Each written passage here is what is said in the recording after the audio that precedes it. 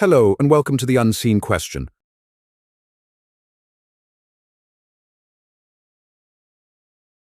People often assume that the major religions of the world are built on deep wisdom and timeless truth. But when you take a closer look at their stories, teachings, and traditions, you find things that don't stand up to reason, myths that have been repeated so often they feel untouchable. And yet, when held up to the light, they fall apart. Let's start with one of the strangest ideas that runs through Christianity, Judaism, and Islam, the belief that the universe is only a few thousand years old. In Christianity, this myth is tied to a literal reading of Genesis. In Judaism, some traditions calculate the year of creation as 3061 BCE, and in Islam, while not always spelled out in exact numbers, the idea of a young Earth is echoed in certain interpretations. But science shows us a universe that is billions of years old, galaxies stretching across unimaginable distances, stars forming and dying long before humans ever appeared. The Earth itself holds 4.5 billion years of history written in its rocks and fossils. To insist that all of this somehow appeared just a few thousand years ago is to deny overwhelming evidence. Another myth that stands out is the idea of chosen people. In Judaism, the belief that Jews are God's chosen nation has played a central role. In Christianity,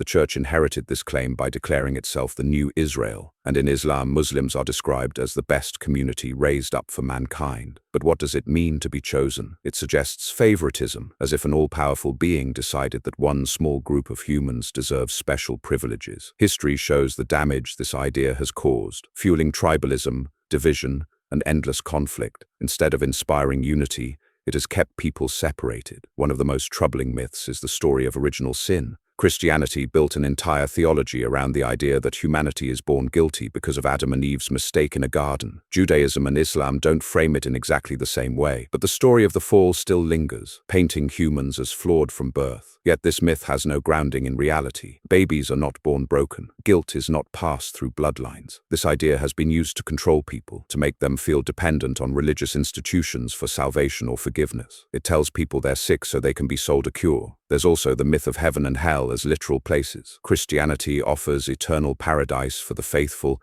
and eternal torment for the wicked. Islam paints a vivid picture of gardens, rivers of milk and honey, and painful punishments for unbelievers. Judaism has less of a fixed image, but ideas of reward and punishment in the afterlife still appear. The problem is that these stories are built on fear and desire, not evidence. No one has ever returned with proof of heaven or hell. Near death experiences, often cited as evidence, can be explained by neuroscience, oxygen deprivation, and brain chemistry. And if you step back, the logic collapses. Infinite punishment for finite mistakes, infinite reward for belief alone. It's not justice, it's a carrot and stick system designed to control behavior. Another myth shared across these religions is the claim that their holy texts are perfect and divinely inspired. The Bible, the Torah, the Quran, each community insists their book is the ultimate truth. But these texts contradict themselves, borrow from earlier traditions, and show clear signs of human authorship. Stories recycled from Mesopotamian myths, historical errors, and passages added or removed over time. These are not flawless revelations. They are cultural artifacts written by people trying to make sense of their world. Treating them as divine truth only blinds us to their very human origins. The myth of miracles is another cornerstone. Jesus walking on water, Moses parting the Red Sea, Muhammad splitting the moon. These stories are taken as proof of divine power, yet miracles always seem to vanish when tested under scrutiny. No reliable evidence, no repeatable events, just stories passed down and exaggerated. Real miracles would leave behind undeniable evidence, but what we have are legends written long after the fact. The myth of miracles has allowed religions to bypass reason, asking people to suspend disbelief instead of demanding proof. We also see the myth of prayer as a reliable way to change reality. Billions of prayers are offered every day, yet the world continues with war, disease, and suffering. Studies have shown no measurable effect of intercessory prayer. If prayer truly worked, hospitals would look very different. Instead, what prayer offers is comfort, a sense of control in a chaotic world, But that doesn't make it an actual way to change the universe. It makes it a psychological coping tool dressed up as divine communication. Another deeply problematic myth is the claim that morality comes from God. Without religion, we're told, people would descend into chaos, but morality doesn't need divine command. We see moral behavior in social animals, empathy, cooperation, fairness, all of which evolved because they help groups survive. Human societies build moral systems through reason, experience, and empathy. The myth that morality depends on religion is dangerous because it suggests people can't be good without belief. Yet some of the most religious societies have committed the greatest atrocities, often in the name of God. The myth of prophecy is one more example. The Hebrew Bible, the New Testament, and the Quran all include predictions of the future. But when examined, these so-called prophecies are vague, self-fulfilling, or retroactively interpreted. People read meaning into events after they happen. For example, Christians point to Old Testament passages as predicting Jesus, but these were reinterpreted centuries later. Muslims claim the Quran predicted scientific discoveries, but the verses are poetic, not scientific. Prophecy works because humans are pattern-seeking, eager to connect dots. But in reality, these predictions collapse under scrutiny. Another myth that stands out is the belief in angels and demons as literal beings who move invisibly through the world. Christianity, Judaism, and Islam all describe these entities in detail: winged messengers, fallen spirits,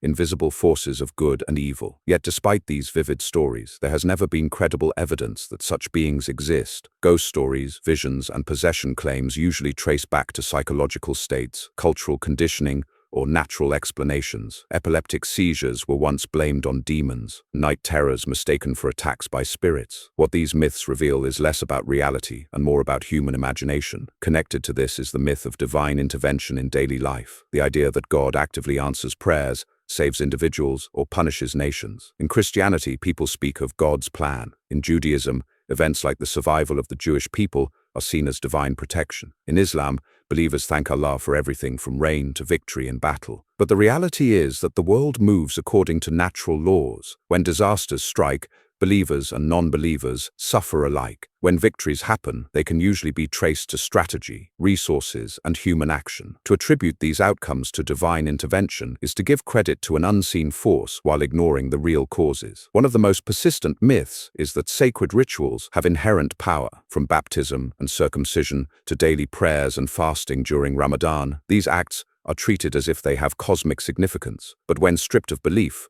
rituals are simply human behaviors repeated for meaning and identity. They do not alter the universe, they alter the participant. Rituals bind communities, create structure, and provide comfort. But the myth is in claiming they carry supernatural weight. Another myth shared across the three faiths is the idea of absolute truth. Each religion claims to hold the ultimate and final revelation. Christianity insists salvation is only through Christ. Islam declares Muhammad as the final prophet and the Quran as the final word. Judaism, while less focused on conversion, still frames itself as the keeper of a unique covenant. The problem is that these claims contradict one another. They can't all be exclusively right, yet billions of people cling to the idea that only their version is true. This myth has fueled centuries of conflict, persecution, and intolerance. When the myth of absolute truth is exposed, what's left is the recognition that these are human traditions competing for authority. We should also look at the myth of divine justice, the belief that every wrong will be made right by God, that those who suffer will be rewarded, and those who do evil will face punishment. On the surface,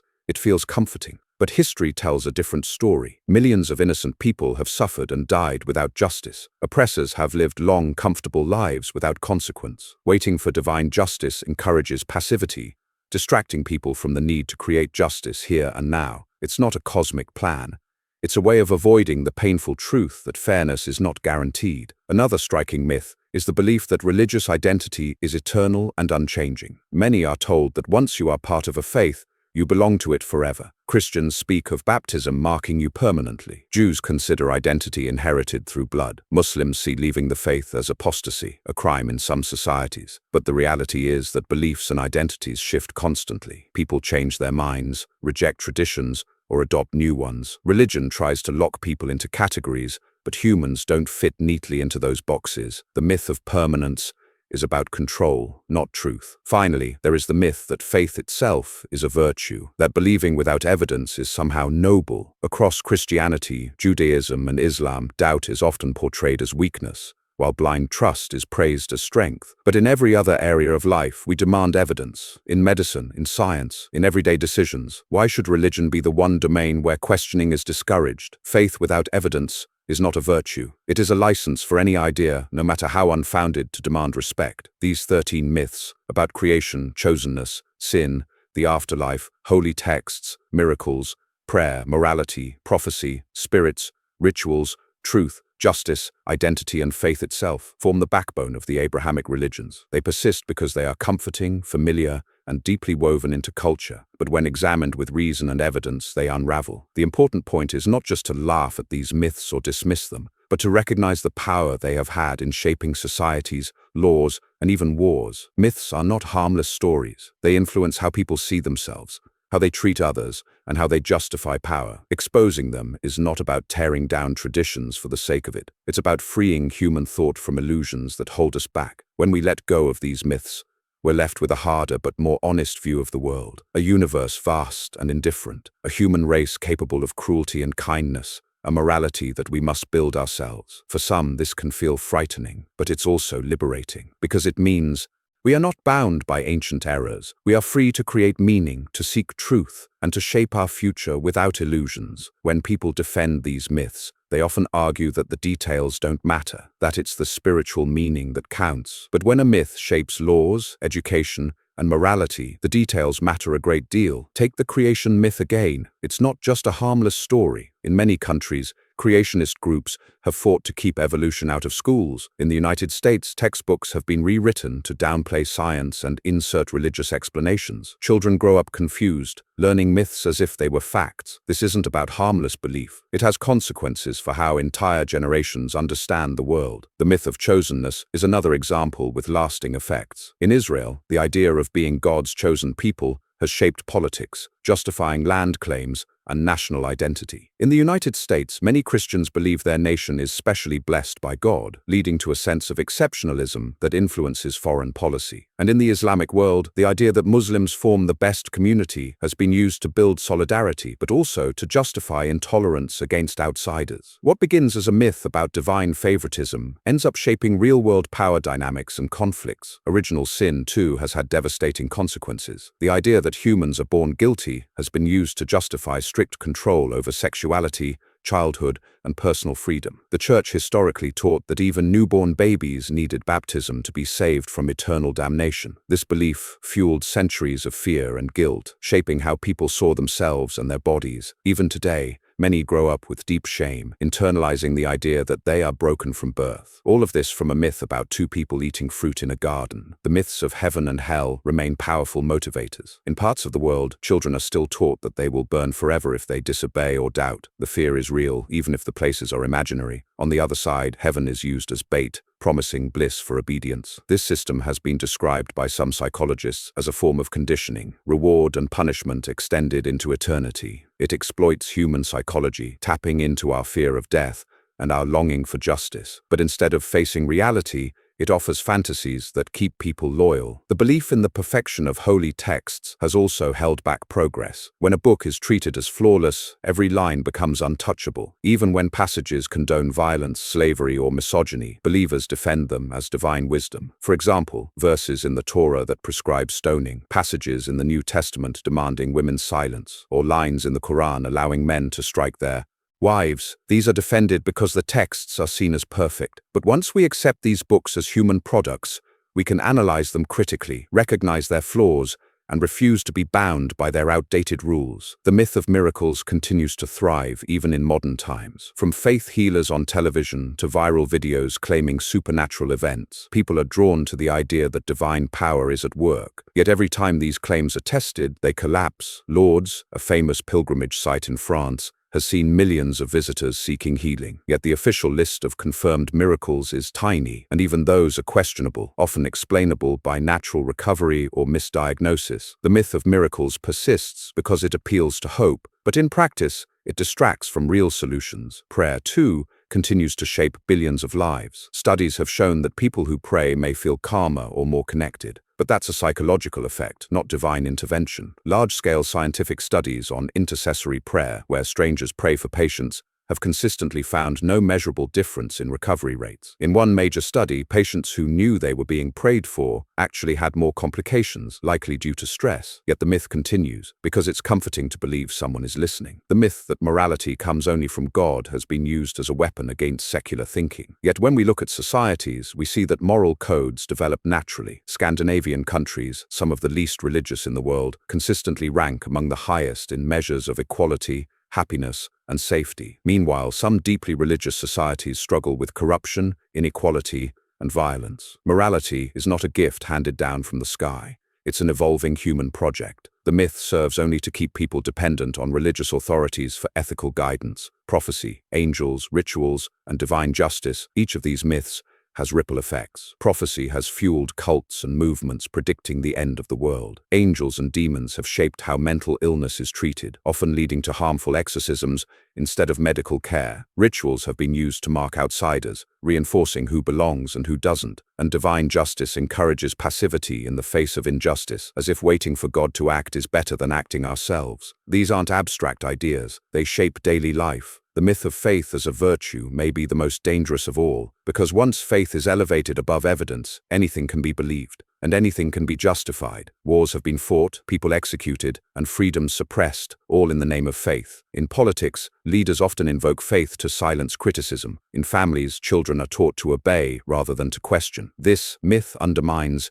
the very tools, reason, doubt, evidence that allow humanity to progress. All of these myths share a common thread. They take advantage of human hopes and fears. They exploit our need for meaning, our fear of death, our longing for justice, and our desire to belong. They offer simple answers to complex realities, but simple answers are rarely true, and comforting illusions are no substitute for reality. History gives us countless examples of how these myths have shaped human behavior. Take prophecy, for instance. Over the last 2,000 years, there have been endless predictions of the end of the world based on religious texts, from early Christian sects expecting Jesus' immediate return, to Islamic scholars calculating the last hour, to modern groups predicting raptures and doomsdays. Not one has ever come true, yet the myth persists because people are drawn to certainty in uncertain times. Every generation reinterprets the same passages, convinced they finally cracked the code. What this shows is not divine foresight, but human psychology repeating the same patterns. The myth of divine justice has also been weaponized. During slavery in the United States,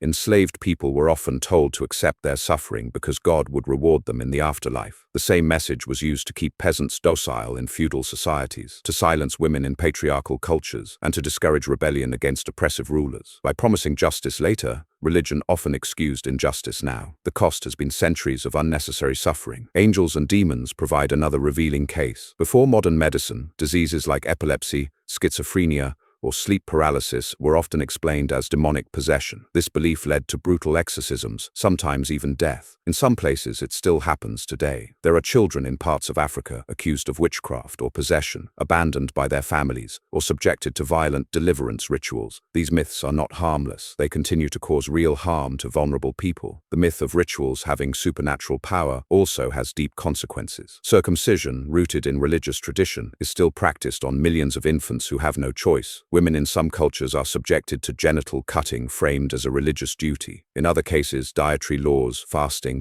or daily prayer routines can become sources of guilt and shame when not followed perfectly. While rituals may bring comfort or identity to some, they also impose control and conformity, and all of it rests on the myth that the universe cares about these acts. The myth of absolute truth, one religion being the final word, has fueled some of the bloodiest conflicts in history. The Crusades were fought under the belief that Christianity alone held truth and that killing in God's name was righteous. Islamic conquests spread with the conviction that Islam was the only true faith. Jewish identity, rooted in chosenness, has been tied to centuries of survival, but also to tensions in the Middle East. When groups believe their truth is absolute, compromise becomes impossible. The result is war, persecution, and endless division. Faith as a virtue shows up especially clearly in education. In many religious schools, children are taught that questioning is dangerous, doubt is punished, while obedience is rewarded. This doesn't just limit intellectual freedom. It trains people to distrust their own minds. Psychologists often point out that children raised in environments where faith is prized above evidence can struggle later with critical thinking, guilt, and identity crises. The myth that faith is inherently good prevents people from developing the tools they need to navigate reality. The myth of morality being divine also affects politics. Leaders often invoke religion to justify laws on issues like abortion, marriage, or women's rights. Instead of debating on evidence, health, or human well-being, laws get rooted in ancient texts. In some countries, blasphemy laws punish people simply for questioning religion, often with imprisonment or death. These are not fringe cases. They are the direct consequence of treating myths as if they were ultimate truth. Miracles, too, still shape how people seek healing. Instead of trusting medicine, some rely on faith healers or holy water. In parts of the world, people have died because they believed prayer alone would cure them, even when treatments were available. The myth of miracles encourages people to replace science with superstition, and the cost is measured in lives. Even the myth of chosenness shows up in subtler ways today. Some Christian groups in America see themselves as chosen to lead the world, fueling nationalism and resistance to global cooperation. In Islam, the idea of being the best community can foster unity, but also division against those seen as outsiders. And in Judaism, chosenness continues to shape cultural and political identity. What started as an ancient story about one group being special still influences geopolitics thousands of years later. When you line these myths up side by side, the picture becomes clear. These are not harmless traditions or innocent tales. They are systems of thought designed to control, to comfort, and to divide. They thrive because they speak to our deepest fears: fear of death, fear of chaos, fear of meaninglessness. But facing those fears directly is the only way to grow beyond them. What happens when these myths lose their power? We begin to see morality as a human project, not a divine decree. We see rituals as cultural expressions, not cosmic bargains. We understand death not as a doorway to heaven or hell, but as a reminder to make this life count. And we see ourselves not as chosen, but as equals, different, flawed, but sharing the same fragile planet. One of the most revealing things about these myths is how often they adapt when challenged. When science makes a discovery that contradicts scripture, believers often reframe their myths metaphorically instead of abandoning them. The six-day creation becomes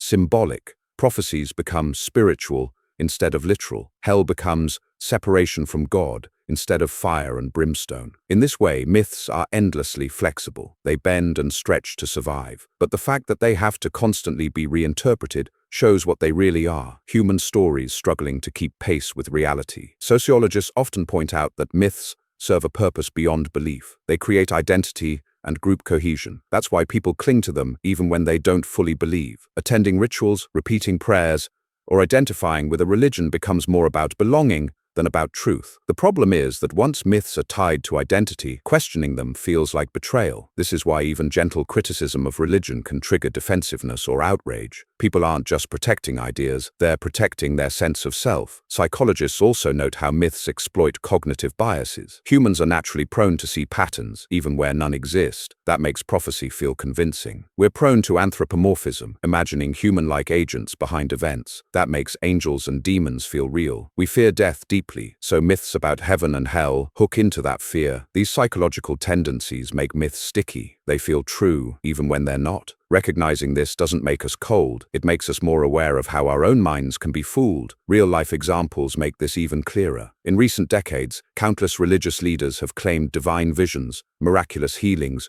or prophetic insight. Yet again and again, they've been exposed as frauds or mistaken. Televangelists faking healings, imams using trickery to cure illnesses, rabbis making predictions that never happen. These are not rare cases. They are the predictable outcome of myths that encourage belief without evidence. People want to believe, and leaders step in to supply what they want, often for power or money. And yet, when you strip these myths away, what's left is not emptiness, it's possibility. Without the myth of chosenness, we can see every human life as equal in value. Without the myth of original sin, we can recognize that people are born innocent and capable of growth. Without the myth of eternal punishment, we can focus on building justice in this world, not the next. Without the myth of absolute truth, we can engage in dialogue instead of conflict. And without the myth of faith as a virtue, we can celebrate curiosity, evidence, and honesty. The real challenge is that myths are easier than reality. It's easier to believe we're chosen than to accept we're one species among millions. It's easier to believe suffering has a divine purpose than to face the fact that sometimes life is simply unfair. It's easier to believe death is just a doorway than to accept it as the end. But easier isn't the same as true, and living by illusions may comfort us, but it also limits us. When humanity moves beyond these myths, we open the door to something far more powerful,